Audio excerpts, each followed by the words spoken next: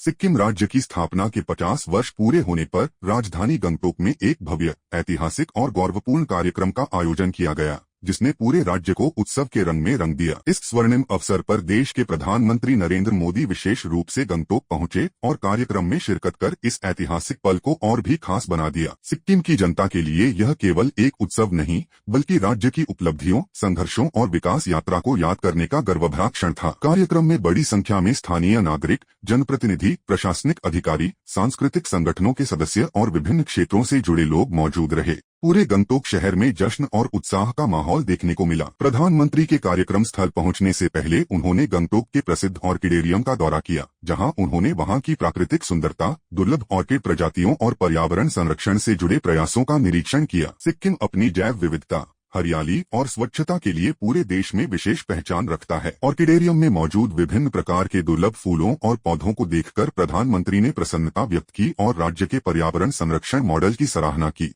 उन्होंने कहा कि सिक्किम न केवल प्राकृतिक सौंदर्य का प्रतीक है, बल्कि सतत विकास और स्वच्छता का भी एक प्रेरणादायक उदाहरण है। गंगटोक में आयोजित मुख्य समारोह के दौरान सिक्किम के 50 वर्षों की विकास यात्रा को विशेष रूप से प्रस्तुत किया गया। राज्य ने शिक्षा, स्वास्थ्य, पर्यटन, कृषि, जैविक खेती और पर्यावरण संरक्षण जैसे क्षेत्रों में जो उपलब्धियां हासिल की हैं, उन्हें इस अवसर पर सम्मान पूर्वक याद किया गया। सिक्किम को भारत के सबसे स्वच्छ और जैविक राज्यों में गिना जाता है और यह उपलब्धि पूरे देश के लिए प्रेरणा का विषय है। प्रधानमंत्री नरेंद्र मोदी की मौजूदगी ने इस आयोजन को राष्ट्रीय महत्व प्रदान किया। कार्यक्रम में राज्य के भविष्य के विकास, पर्यटन को बढ़ावा, युवाओं के लिए रोजगार, बुनियादी ढांचे के विस्तार और पूर्वोत्तर भारत की मजबूती जैसे विषयों पर भी चर्चा की गई। यह समारोह केवल राज्य स्थापना का जश्न नहीं, बल्कि आने वाले वर्षों के लिए नए संकल्प, नई ऊर्जा और विकास की नई दिशा का प्रतीक बन गया। सिक्किम की जनता के लिए यह दिन गर्व, सम्मान और भविष्य की उम्मीदों से भरा एक ऐतिहासिक दिन साबित हुआ।